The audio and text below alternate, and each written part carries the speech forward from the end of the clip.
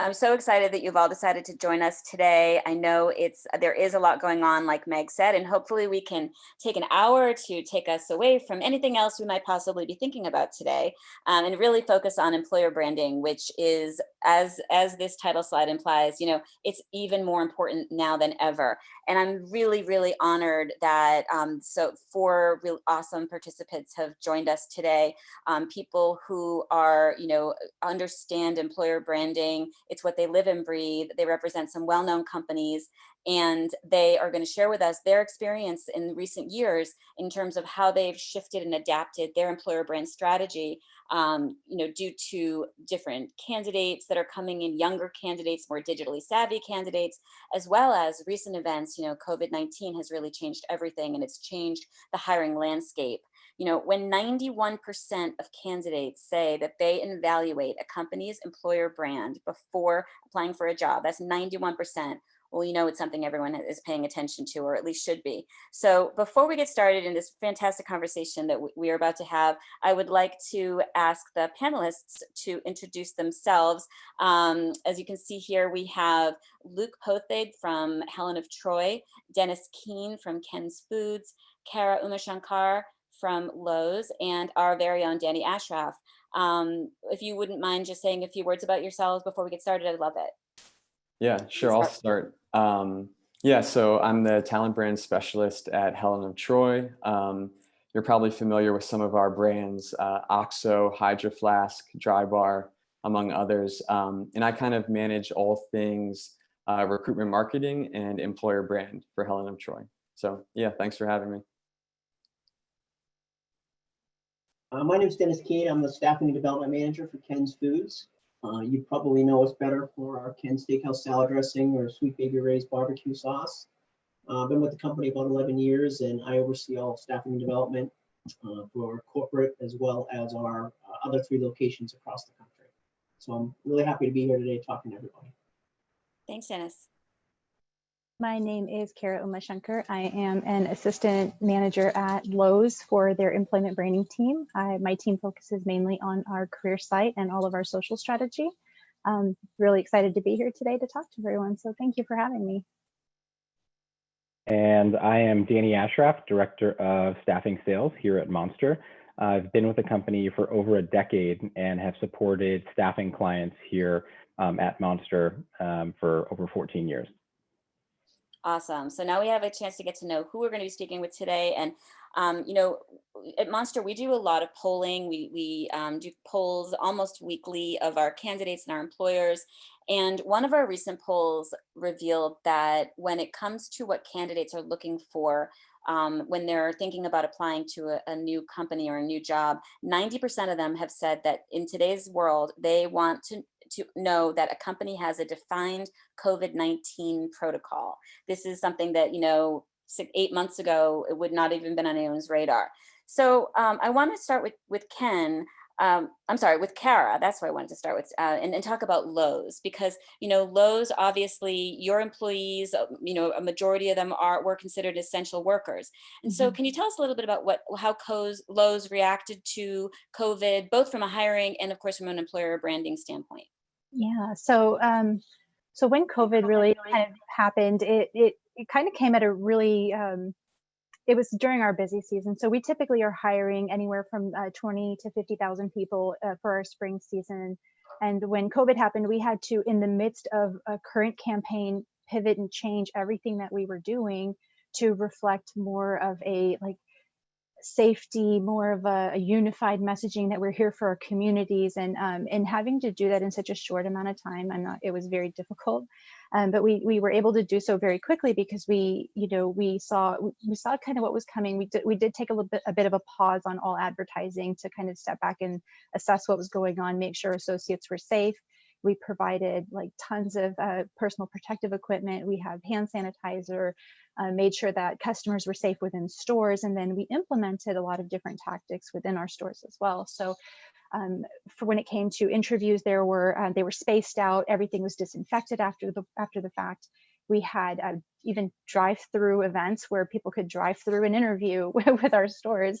Everything from making sure that they were not only socially distancing, but they could, if they needed to just schedule something that was more convenient for them. They could actually just get in line. So it really did help both the store meet the needs of their staffing requirements, and then also meet the safety guidelines that we were putting in place for all of our associates. And you mentioned it was obviously, I think everyone knows it was such a fast turnaround. Everybody had to act very quickly. And, I think in a situation like yours, that's a real example probably of where your corporate brand and your employer brand came together, where, and I'm sure that all of these workers that you were hiring at this time wanted to make sure they were feeling safe. And so you were able to put that messaging out. Can you kind of share like the different ways in which candidates could know that the interview process was going to be safe? Is it something you communicated through, the job ads or your website? Yeah, all of it. Yeah. We took a very thoughtful approach in how we were going to communicate with our candidates. We kept in touch with them, let them know if they were already in process. And this goes from all the way from corporate positions to our distribution centers, to our contact centers, everything. We were very clear in that, your safety comes first. We want to make sure that if we need to provide you with anything to keep you safe, keep ourselves safe, like let us know, we'll make any kind of accommodation for that. We made sure that everything that was done from, and not just like phone calls. We utilized different things. So like if someone wanted to apply for a job, before they were able to take a flyer home, now we brought QR codes back in store, which we thought were kind of going away. And that, instead of taking that flyer home, you can now just scan it and it takes you directly back to that job page. We were utilizing text to apply. We're utilizing, even when people were coming into the stores, instead of coming in and waiting for their interview, we asked them to please wait in their car. When we're ready for you, we'll text you. You can come to the front. We'll meet you at the front and walk you back and we'll walk back together. So there was a lot of protocols at that time. That's great. And Dennis, at Ken's, I mean, you have manufacturing facilities and also corporate offices. What did you do as COVID-19 was hitting in terms of your employer brand and your hiring changes? Yeah, our employer brand didn't change all that much. We're a food manufacturing facility, so our safety procedures, a lot of our quality is already in place, so we didn't really have to change a whole lot there. Our biggest thing was with our hiring processes. Because we are food manufacturing, we can no longer bring people into the facility. And we were very strong about bringing people in. We're very proud of our facilities and the way we do things and the cleanliness and all of those aspects of our facility. So COVID really kind of put us in a spin because we lost that aspect. We had to start doing a lot more virtual interviewing. Videos that we really hadn't done previously, but we did lose that connection with some of our employees. Food manufacturing is, especially in the operation side, is different than most people are aware. We produce a lot of very good tasting products, but sometimes during the process where they're being made, they may not smell great all the time. The environment's real different, so not having that touch point was really difficult. So we, had to put in place a lot of different procedures, both technically, to get people to a point where they were finalists for positions, and then bring them in safely and have them meet our COVID protocols, questionnaires and things to make sure everybody was safe, as well as GMPs and face masks. So much different for us. Right. A lot of digital and virtual hiring that had to kind of be learned on the fly and put into place right away. And I think I want to shift over to Danny for a minute because given COVID-19 and the impact it had on the economy and on unemployment, I imagine that there was a shift in terms of how candidates were looking to staffing firms to find new work. And what from the staffing industry's perspective, what was the biggest challenge or shift that you saw over the last 6 to 8 months? Yeah, candidates are skeptical about making moves during this pandemic, whether they're employed or even unemployed. And when candidates are ready to look for work, you better believe that they're going to do their due diligence now more than ever. And if they've never worked for a staffing agency before, they're going to conduct a lot of internet research on your company. And agencies need to make sure that their digital footprint has a consistent message.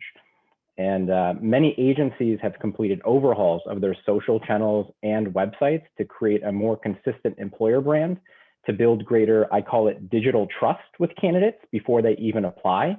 And one way they've done that is they've specifically added what the post-apply process and experience looks like, so that they can set expectations on what the time is that they might receive a response back, or how an interview process might happen. That's a really good point, because as we all know, the one thing candidates hate more than anything else is that black hole. And I'm sure that the anxiety is even higher, or has been even higher in these times. And like you said, if you're not used to working for a staffing agency, but you're turning to staffing agency at this time, you really need to feel secure about the company you're about to work for and through. Luke, I want to turn to you next, because I think Helen of Troy has such an interesting story. We've spoken in the past, and Helen of Troy, as people may or may not know, is the parent company of a lot of really well-known brands like Hydro Flask and Dry Bar, and yet not every candidate knows this. And so, would you tell us a little bit about, the challenges and opportunities that you've had over the last year or so, or even longer, in kind of getting candidates to really understand what your brand? Yeah, actually on that, we introduce Helen of Troy to people by saying, look around your home and you'll find us in every room, right? Whether it's an OXO peeler in your kitchen or Vicks thermometer in your bathroom. So our kind of employer brand journey really began with this repositioning from what is it like to work at one of our brands, right? To really being committed to saying, what is it like to work at Helen of Troy, right? Bringing everything together. And it's easier said than done, because our brands have so much power, right? And, we have people working in different locations, working in different functions. So that's why we needed an employer value proposition. And I think people might have some familiarity with it, but we worked with Monster to develop an EVP by, going and looking at all the through lines, all the commonalities between someone working at OXO in New York City, to someone working in our corporate office in El Paso, to our offices in Asia, right? And developing, using that EVP strategy to develop an employer brand that was authentic, right? So it's true to everybody in every corner of the company. It's attractive, right? So it's going to get candidates engaged, and then also sustainable, right? Something that we can kind of go forward with for a good amount of time. And, we were just talking about COVID, and it was funny because we launched this new messaging at the very start, right? In kind of February, March, April. And I was nervous that, as we moved to working from home, would all the messaging, would the EVP still kind of ring true to people? And because they're not in our offices every day. But the amazing thing is just, it really was brought to life every single day, whether it was kind of people supporting each other, or other things, collaboration now virtually. So it's been huge kind of recently, as Dennis was saying, right? Talent can't come into our offices. They can't interview with us in person. They can't see our people, can't see our culture. So our employer brand is doing that heavy lifting in the awareness stage, right? It's on social media, reputation sites. That messaging is really helping inform our candidates. And now they're coming into interviews, right? And they know about Helen of Troy already, which maybe wasn't the case before. Yeah, and consistency, I think, is one of the themes that really goes through employer branding, is making sure that candidates, have a consistent, experience with your brand as they're on social media, as they're on your career site, as they're having the interview,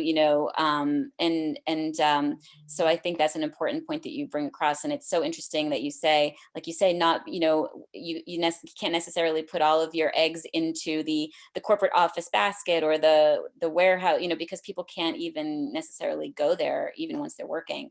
And Dennis, you interestingly at Ken's had a very similar kind of experience, which is Ken's Foods, which is the company that you work for, it produces two very well-known but distinct brands. And can you tell us a little bit about that and the kind of challenge and opportunity that you had when you were hiring people in, I believe it was Indiana? Yeah, I mean, very similar to what Luke said, we have always had a brand recognition, but our employer brand has always been a little bit of an issue for us, to the point where, as a recruiter, I would talk to candidates, and my first line would be, "Hi, I'm Dennis Keane. I'm calling from Ken's Food," and the response would be, "Ken's who?" And I'd have to clarify, "Ken's Steakhouse Salad Dressing." "Oh yeah, I have them in my refrigerator. My favorite brand is, my favorite flavor is this or that." So they know who we are, but they weren't connecting the product with the brand. That became even more apparent when we were building a brand new facility in Indiana, where in Massachusetts and some of our locations, we had pretty good brand recognition from the Ken Steakhouse salad dressing, and people could relate to that. In Indiana, that wasn't a big brand for us. So we had to kind of look outside the box, and one of our other brands is Sweet Baby Ray's that we produce. And Indiana is barbecue sauce country. It's kind of in the middle of that section. So we had to start really focusing on how do we present, a kind of a combined effort of Sweet Baby Ray's and Ken's Steakhouse dressing, and really, get that out to the candidates in that area. And we worked real closely with Monster and our career site to make sure that message was going to be consistent, that we had representation of multiple brands that people could relate to, in the area that they're in. And, that facility, we had to start from scratch and hire quite a few people. And without that branding and that, kind of employee branding relationship, we never would have been able to start up that facility. And, it's amazing just the part of the countries that can have focus on different things, and you don't really think about that when you're presenting your message to candidates as to how one area over another will receive the message that you're sending. And I think that's a huge part of the recruitment process. And in order to, kind of get that cohesive brand message across, tactically speaking, was it through your career site? How did you primarily really communicate this, the new kind of joint brand to candidates? Yeah, I mean, it started with our career site, getting the unified message there. So that's when people come in from different areas, they have kind of a landing spot that is well documented. But we worked with a couple different groups, including Monster, to do social ads, Twitter cards, things like that were constantly sending out messages with the same kind of branding and a consistency, and really driving them back to our career site. So it really unified kind of the message from different areas of the country, and even different, the different branding aspects, that you can be kind of related to one of these brands, working at Ken's Foods, and kind of the big picture message. Great. Well, I was Yeah, really, and I really wanted to get a chance to let our audience kind of hear your case studies of these two similar but different, employer branding exercises that you had to go through. But one of the things that we definitely wanted to focus on today is this idea of the new evolving candidate. And we, as I mentioned, at Monster, we do a lot of research. We're always trying to understand our candidates, as much as possible. We do big surveys. We do 2 huge surveys a year, and other smaller surveys, and a lot of polling. And what, of course, the candidates are getting younger, right now, primarily millennial, and a lot of Gen Z candidates are who employers are coming across, and what they're looking for in an employer is changing. And so I just wanted to share one of the stats that we have recently is 2 of the stats are around diversity and inclusion. And 86% of candidates said that diversity, equity, and inclusion in the workplace are important to them. And 62% would turn down a job that didn't value a diverse and inclusive workplace. And this is a topic that has become extremely top of mind for just about everybody around the country, and especially employers, with a lot of the social unrest that's been going on over the summer. And I wanted to ask Kara, at Lowe's, I know that you as a company pride yourself on having a very diverse workforce, and as one of the only Fortune 50 companies with a Black CEO, I know that Lowe's got quite a bit of attention in the last few months. So can you talk to us a little bit about how Lowe's approaches your diversity and inclusion strategies, and also how you communicate that to candidates through employer branding? Yeah.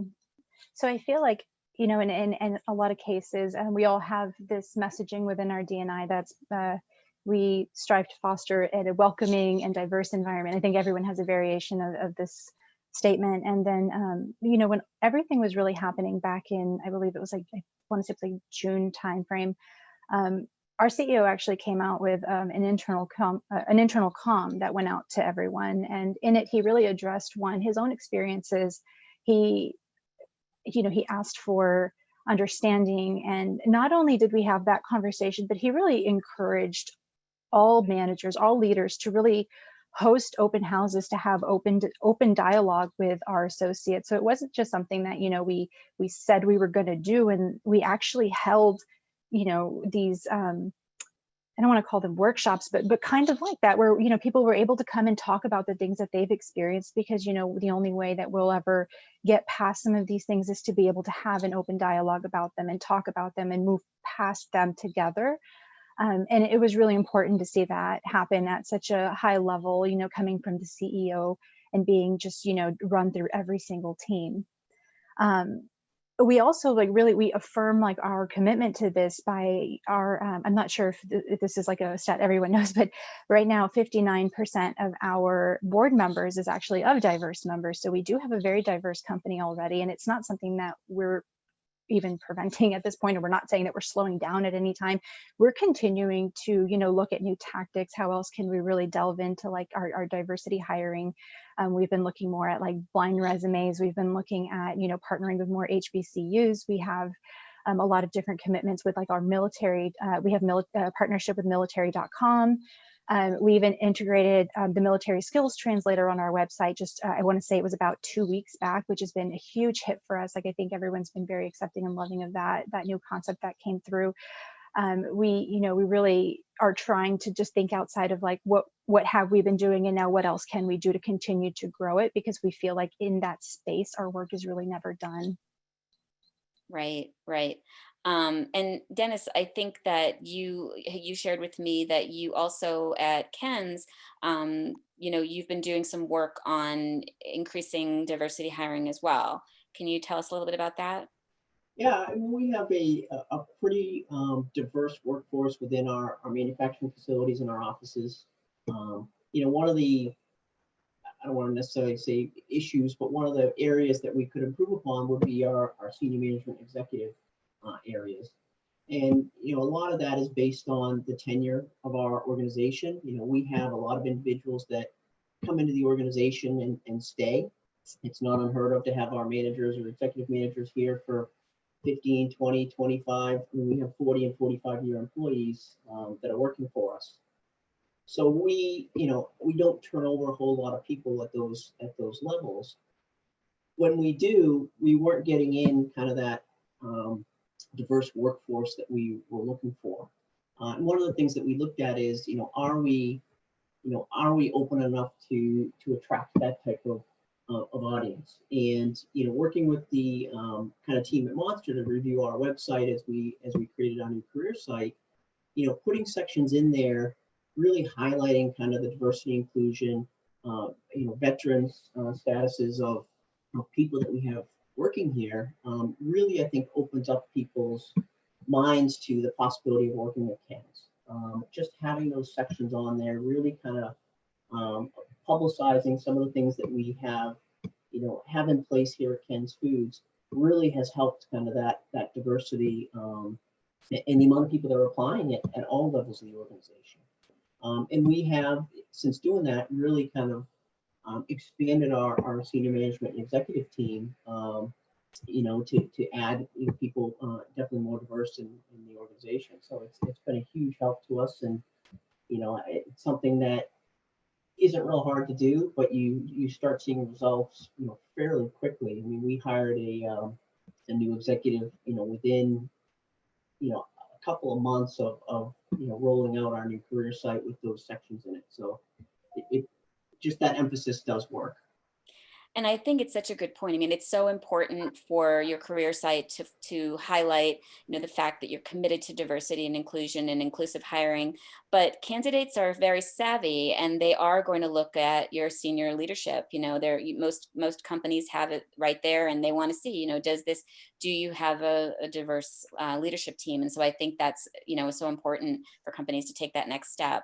And finally, I did want to talk, kind of turn it to you, Danny, from the staffing perspective. I know that we both attended the Staffing World conference a few weeks ago, which was, the content that they had there was really fantastic, and we've both gone to it for several years. And this year there was a lot of attention paid to diversity and inclusion at that conference, and so it said to me that maybe the industry as a whole is really focusing more on that. And do you think that's true? And if so, how do you think it connects to employer branding? Yeah, great question. I think it's a misnomer that staffing firms don't have diversity and inclusion top of mind. I think ultimately every staffing firm is trying to find the best candidates available for their clients. And by expanding your search into more diverse and inclusive talent pools, all you're doing is increasing your chances of finding that candidate that's the right fit and available for your clients. And to your point, at a recent staffing industry conference a couple of weeks ago that we both attended, there was a session that stuck out to me in particular that was dedicated about untapped candidate pools, which highlighted putting people to work with criminal records, developmental, and even physical disabilities. And I think sometimes when we think of diversity of race or gender, and we don't often think about what that really means and how you can expand your search. And I think if you can help your clients curate a more diverse workforce and fill their jobs quicker, it's a win-win scenario. So it certainly should be top of mind for every staffing firm. And I encourage staffing firms to be a champion for diversity and inclusion, and have that be something that sets you apart from other staffing firms as you lead with those types of conversations. And I think where it also intersects really nicely with employer branding is in the idea that the more you can show, whether it's through, the imagery on your career site or even the videos that you can create, we have here at Monster Studios, which allows you to do a video job description that you can append to your job ad. And you can show the different types of people working at the company with different types of, that have multiple differences, right? That, and so therefore if you make it clear that you're welcoming and you're going to be a comfortable place for people of all walks of life to want to work. I think that that's really important to communicate that. And and it's so really they do dovetail. So I wanted to, I know we don't have all day, so I wanted to just move on to another topic, which is basically the new candidate. And I am trying to move our slide and it's not happening. So that's okay. We'll just stay here for now. And the idea that over the last couple of years, I had conversations with all of you before today, and over the last couple of years, as I said before, the candidate pool is changing. It's getting younger. People in general, no matter how old they are so much more digitally savvy. They're doing so much research about the companies they're going to work for before they sign up on board. And so, Kara, you and I had a conversation, and you said that, when you came to Lowe's about 2.5 years ago, it was around the same time as your CEO, and between now and then, everything looks different from employer brand. So I think this is a good part of the session as well, to kind of talk about like some of the tactic and strategies that you all used, especially for people who might be listening to us who are thinking like, okay, this all sounds great, but how do I do it? What do I do? So tell us a little bit about your journey at Lowe's. Yeah, I mean, I've done it. I feel like everything. So within my first 2 weeks there, prior to my manager who's there now and myself, but starting, there was not an established employment branding team there. So we started from scratch, nothing. We started from nothing. The first thing I did was I did an audit to see, one, where we are, what we're doing on those channels, and whether or not they really reflected what the AVP at the time, or I'm sorry, or EVP at the time, as we call it, an AVP. And I wanted to make sure that those things really aligned with each other, because if we're just, sending messages out just to send messages out, we're not doing ourselves any service there. So the first thing was, conducting that audit, making sure that what was out there was aligned with our AVP at the time.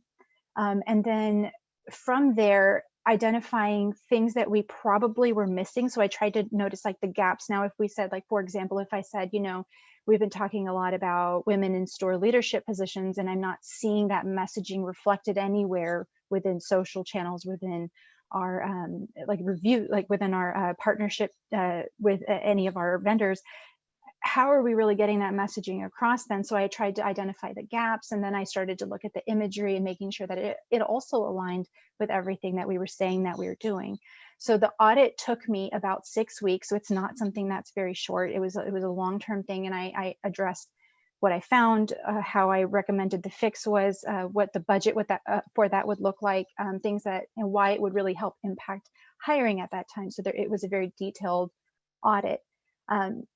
Once that was done, we started to make some changes. So, in the 2.5 years, I've been through 2 site refreshes and an entire site overhaul with a new vendor, which sounds really comprehensive, but it just feels like day to day at this point, because we're always making changes to, reflect our AVP and making sure that we're really communicating that. In alignment with everything that also happened, we've also been shifting our AVP. So everything that was done this year in the midst of COVID, we have all these things happening. In the midst of all of that, we decided, what, this AVP that we had does not reflect us anymore, because we do have a new CEO. We've gone through massive amounts of change.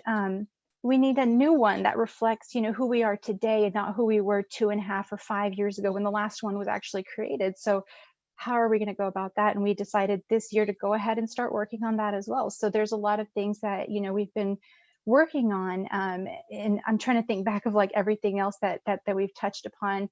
We've launched even like a brand ambassador for the team to really have our associates be advocates for the brand and talk about what makes Lowe stand out amongst our competitors. Why should someone come work here? And honestly, I feel like that brand ambassador piece has been really essential for us, because they are ingrained in their communities, and having them kind of, send out that message of why Lowe's and really talk and speak to it, I think has been like essential for us as well. So you have a brand ambassadors for your employer brand. Yes, we do. Wow. Yeah. That's great. Yeah. Luke, would you kind of take us a little bit through some of the changes that you've made over the last couple of years to your employer branding strategy, kind of to keep up with the changing candidate? Yeah, I mean, for us, the opportunity is awareness, right? And with the EVP strategy, the refreshed employer brand, I mean, what we're seeing is candidates who are just better informed about the company, right? They're coming from different industries, right? They're coming maybe from different jobs, right? And they're coming to interviews for OXO, knowing that Helen of Troy also makes air purifiers, thermometers, personal care products, right? And that's great to see, because before, maybe someone wouldn't realize that until like 6 months in the job. And now our candidates know that information already. And, Dennis talked about this, but making sure all of our brand websites, right, hydroflask.com, oxo.com, redirect to the career site. And that's, I think, a huge link. So because you're right, candidates are savvy. They'll understand that, right? If they go on Hydro Flask, click careers, get taken to Helen of Troy, do the reading, they'll understand kind of the company structure. I wanted to ask, I know that yeah. you worked with the Foundry on your EVP, and I'm sorry to interrupt, but I just wanted to, if you could tell me just a little bit about, and I know that you went into this a little bit before, but about what it took to get to that EVP, and then how you knew, or how any ways that you've been able to test whether this employer value proposition is actually resonating. Yeah. So the getting to the EVP is exactly the audit, right? is understanding, looking at surveys, looking at exit interviews, and every piece of internal and external communication to talent, doing focus groups, right? Going and talking to our employees about what is it like to work at Helen of Troy? What are the benefits? And then taking all that information and validating it, taking it back to stakeholders saying, is this the right thing? Because I mean, I used to be a consultant, right? Working on the other side, and you would do all this work, all this EVP work, deliver it to a client, and then kind of never see it because it just didn't get that momentum internally with stakeholders, right? So the big piece is you have the strategy, you have the messaging, and making sure internally people are bought in, whether it's HR, recruitment, and then even hiring managers. So that's what we're doing now internally, is including that employer branding messaging. So if we send out an email about open jobs internally saying elevating your possibilities, right? It's promoting the opportunity to go work in a different brand, to go work in a different location. So now the EVP is like a candidate sees elevating your possibilities on our career site, and then now they're also seeing it as a, in their job, right, for promotions and stuff. So that's really what we're testing, is we're taking the messaging and we're actually doing something with it. And you can see just in feedback from people on reputation sites, just to our recruiters and hiring managers. I mean, just the education is there. People really the messages are resonating with them. So I would say that, yeah. Awesome. And Dennis, what about at Ken's over the last kind of, I know there's been, there have been some changes, not just in terms of kind of elevating both of your premier brands together. What else have you guys been focused on from an employer branding perspective? I mean, we put a lot towards employer branding, and a lot of companies would probably relate to this, but I don't have an employer branding department or individual. It's something that I do as part of my ongoing role. So I've really leaned on companies like Monster and the different tools that they offer to, kind of guide me along the way. I'm willing to admit I don't know what I don't know. So, in working with them, they've really guided as to, some of the new technologies that are out, things like Text Recruit, making sure that our career site is mobile friendly, which is something a lot of people don't think about, which is a lot of the new users that are coming to your website aren't going to a computer. They're not going to a sit down spot. They are picking up their mobile phone, and does your stuff represent the way you want it to on that mobile phone? I would have never thought of that, so it's kind of having people that you trust be able to guide you, towards what your end goal is, and being willing to ask those questions and take that advice. And, like I said, we've put a lot into it, but those are really the biggest things, is continuing to adapt to what's new. We have a really good partnership with my Monster team. They do analytics for me all the time on the career site. They are, monitoring where are people coming from, what are they going to, how long are they spending on my career site, are they bouncing off, and all of those things really help us to gear where our resources are going. Because if I'm getting a lot of traffic from a particular site and they're bouncing off my website because they're not interested in what I have, then I'm not going to dedicate resources to that site anymore. And I think that's a big part of that employer branding, is knowing, kind of knowing where your people are coming from, and what your audience is, and gearing your message consistently towards those individuals. And I think it's such a great point too, that, we have representation from all different types of brands here today, and all different size companies with different size teams. An employer brand is something that you could have an entire team with multiple sub teams, or, you can be a business much smaller than Ken's, and be somebody who is wearing multiple hats, and one of them is employer brand. I mean, I also think that it's not a secret that employer brand and corporate brand also intermingle, and they commingle in the way, or consumer brand, the way consumers evaluate, how their experience at your brand is going to be how they, what they might think about it working for you. And then, and Danny, I did want to come back to you too. If there was, if you think about, I know you work with a lot of our staffing partners and our staffing customers, and if there was kind of a few things that you would say to them that they should potentially focus on when it comes to employer branding, what would you say, or maybe myths you would dispel for the audience today that's listening there from the staffing industry? Yeah, sure. Over the past few weeks, we've had a handful of staffing firms reach out to us to lead workshops for them on writing inclusive job descriptions, which we gladly did free of charge. So definitely take us up on that offer. And that's something that's totally unique and new that customers haven't asked us about before in the past. And secondly, I would challenge each of you to think about what your joint employer value proposition is for each of your clients.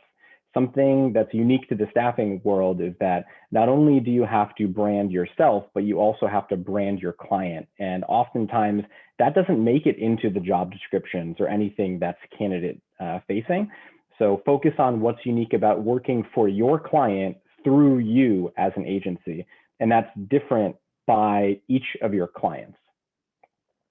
That's a very, very good point. Thank you, Danny. Well, we're coming just about to the end of the time that we've allocated for our conversation. We wanted to leave room for questions. But first, I wanted to thank each and every one of you for coming on and sharing the hard work that you do every day to help elevate the brands that you work for to candidates. And, and I think one thing at Monster, obviously we have, a lot of solutions to help. And I think that everybody here kind of shared about how it's, there's a lot that you can do on your own, but it's always nice to work with a partner. And so at Monster, we have the Foundry, which is our employer brand agency. We also, military.com, as Kara mentioned, does a lot of work to help with our veteran hiring and other partners for veteran hiring within military.com. They have a fantastic set of solutions. And Monster Studios is one of our products I mentioned. It's just a really fantastic way to use video, which video, of course, is everyone's using video for all different ways. And this is a way that you can actually use a video to attach to a job description and really enhance that job description that can sometimes feel very stale and not do a great job always of showing of sharing your employer brand. So just wanted to make sure that I made a plug for those. And if anyone who's listening right now or watching is interested in more information, you're going to get it. We are going to be emailing you follow-up information in the coming days. So be on the lookout for that, and be sure to reach out to us if you have any questions. And so I will next move on to the Q&A session, which I'm actually going to pass back over to Meg because she's been able to monitor the questions that have been coming in. Meg, I will pass it over to you. Great. Thank you so much, Julianne, for our panelists. Great conversation, a lot of positive comments that have come in, and a few questions. We received one question that Kara was kind enough to answer already, but I think that it's really important that everybody gets to hear publicly. One of them is, how does employer brand and talent brand correlate in your view? The talent brand should really speak to the same pillars within your employer brand. If there are any discrepancies, then we know we have more work to do. Kara, do you want to expand on that a little bit more? Sure, yeah. So if you know that, if there's something that's being said about your brand that, like, I'm going to try to use an example here. Let's say that that your brand is saying that there's a lot of change and it's constantly happening, and it's a constant message that you're seeing within reviews, within exit interviews, within anything that you're using to measure like where you stand year to year. But yet your messaging is saying that, we're a stable, consistent company. We have been here for X amount of years. And if you know that there's this gap there, and they're saying that this isn't true, there's actually a lot of change, and year to year we're seeing that's a gap that you want to have addressed. The talent brand is more like the voice of your associates, whereas the employer brand is like what you and all of your assessments and surveys and everything that you've done has told you. And if they're not aligning, then there is a gap there that you'd need to address. That's great. Thank you. Mm-hmm. One of the questions might be helpful for a lot of people. There was some acronyms thrown around, EVP. It stands for employee value proposition.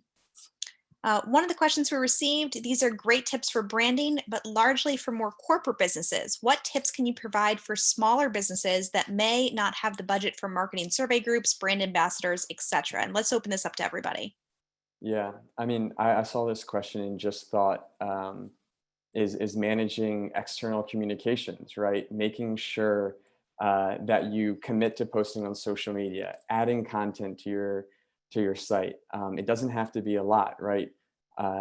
Adding content to your reputation sites, identifying these areas where kind of talent is researching about your company and making sure that what you're saying is relevant and updated. You don't need to do focus groups in every single case. You don't need to develop a massive EVP, right? You just need to show that things are updated, relevant, and then of course, really connected to your brand. And yeah, so just make sure external communications are squared away. Great. Anyone else before I hand it over to Danny? We have a staffing question. You know, I get excited about those. As someone who works heavily on the marketing side of a staffing firm, how should my tactics change to motivate individuals who apply for our jobs with unemployment assistance recently ending? There's a second question there, but I'm going to let you start with that one. Yeah, sure. Money, money, money. I would say the CEO of a light industrial staffing firm reached out to me a few weeks ago, or this past week, and shared an article with me about artificial inflation as it pertains to light industrial wages. And Monster actually published an article recently about that as well, that talked about some of the seasonal jobs that are available today and the average hourly wages for those jobs. So I think it's important that we practice compensation transparency, whether it's staffing or non-staffing specific jobs. That's how we're going to overcome candidates wanting to stay at home versus, making that little bit of extra effort and clicking on the application button. So as a staffing firm, you typically aren't, willing to be transparent and showing what the average hourly salary is, but I encourage you guys to do it. Julia might remember this, but there's a statistic that says employers, whether they're staffing or not, that choose to put a compensation hourly wage or a range, typically get more applications. I forget what that number was, Julia. I'm not sure if you can rack your brain for that. She's on mute, but we might need to follow up with that number. We will.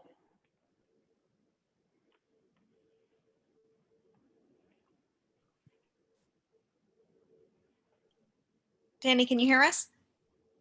I can hear you. Yep. So I think we're going to have to follow up with that number. So the second part of this question, I actually think that you answered.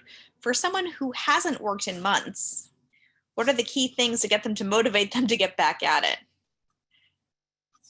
Yeah, money, money, money, and compensation transparency. Yeah. I encourage you to put that as the first thing in a job description so that candidates will see it on their mobile device or on their tablets above the fold on the screen.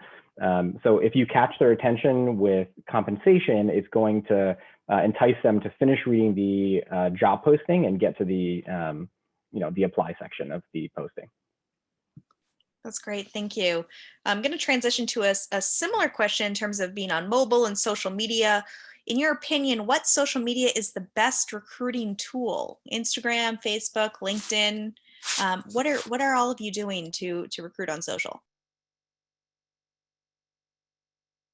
I mean, I would say it depends on the candidate you're looking for, because the audience in each one of these is going to be very different from the other. So it really depends on who you're looking for.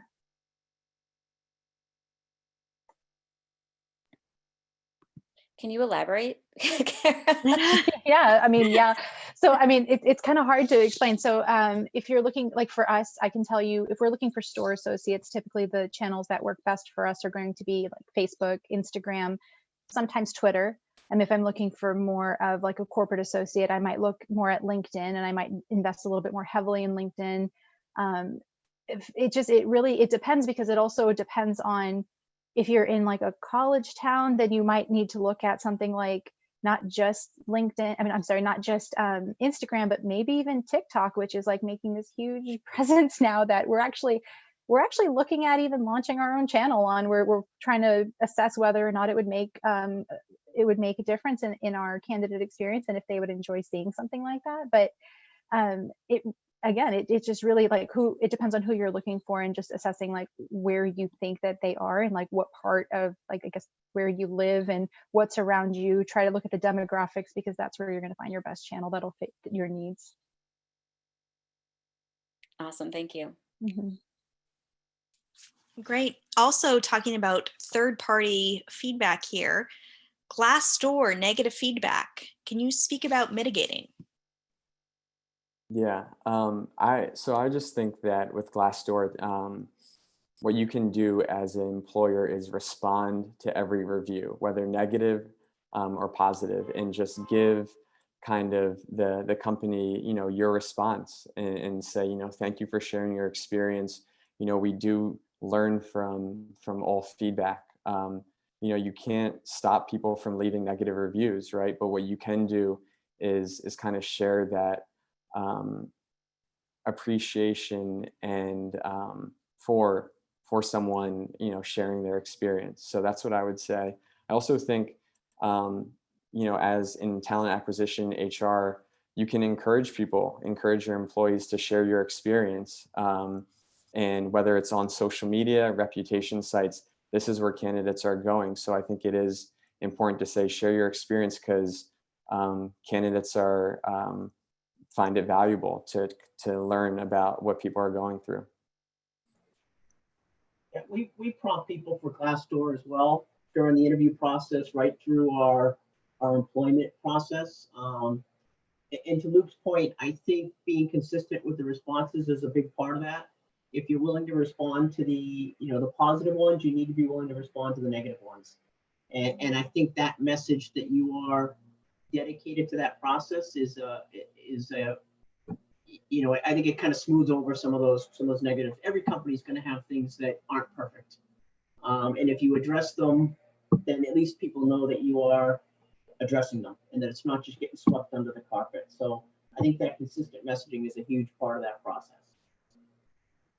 That's a great point. Your employer brand needs to be consistent across all platforms, and you need to have that message in positive or negative times. Next one is, I believe it was Kara that was talking about the military skills translator. Would you mind going into a little bit more detail about that? Yeah, so the military skills translator is basically, I keep calling it a plugin, but when we partnered with military.com, they basically just gave us a piece of code that we then had to plug into our career site. And what it does is any candidate who has an MOC code, they can drop that code into the translator, and then it pulls up jobs that are most relevant to that MOC code. Because what we've learned is like a military resume now, unless you're trained to read them, for recruiters can be kind of difficult. Well, it kind of works both ways. For a military candidate, they may not necessarily know how to translate their own resume into a civilian career. And that translator just makes it so much easier for them to identify positions that would best suit their skill set. Thank you. That's really helpful. Another question that's come in: amidst the current pandemic, have you found virtual site tour videos beneficial to improving hiring needs? Has anybody done this? I know at Monster, we've really leveraged video quite a bit for our employer brand. It's so hard these days with the pandemic to kind of demonstrate what your company culture can be like. And it's so interesting to see where video has kind of taken itself, not only externally, but also internally in terms of keeping current employees engaged, as well as kind of giving that atmosphere as to what you can expect even in a remote environment. Have anyone done anything with virtual site tours? We haven't done anything with the virtual site tour, but we do have a video that shows what our corporate campus looks like. So if anyone was curious, it's like a drone video, and it just kind of shows you from the outside of what it looks like. Outside of that, we haven't really done much internally, like going through the halls or showing like what's inside. Yeah, it really is. It's a great idea. And I love just even kind of seeing through Zoom, through other videos, to be able to see kind of a little bit more authenticity in our employees and what they're doing. And, you know, in the beginning of this, where you apologize for kids running through the background or dogs barking or whatever. And now this is our new normal. And I love seeing so many great brands embrace this and talk about how our employees are part of our employer brand and the culture that we're bringing to the table here. So thank you all for joining us today. I know we are running out of time. If there is any more questions, please feel free to shoot me an email. I believe you all have my information based on Zoom. It's megan.goulet@gmail.com. Or, oh my gosh, megan.goulet@monster.com. And thank you all. Julia, is there any closing thoughts here? No, I'm just really, really thrilled that you could all join us. I know that I've been looking forward to this and sharing your great stories with everyone. So thank you so much for joining us, and good luck to everybody, building your employer brand. I hope that you learned a few things that were helpful today, and always feel free to reach out to us here at Monster. Thank you, everyone. Thanks, everyone. Thank you. Thank you.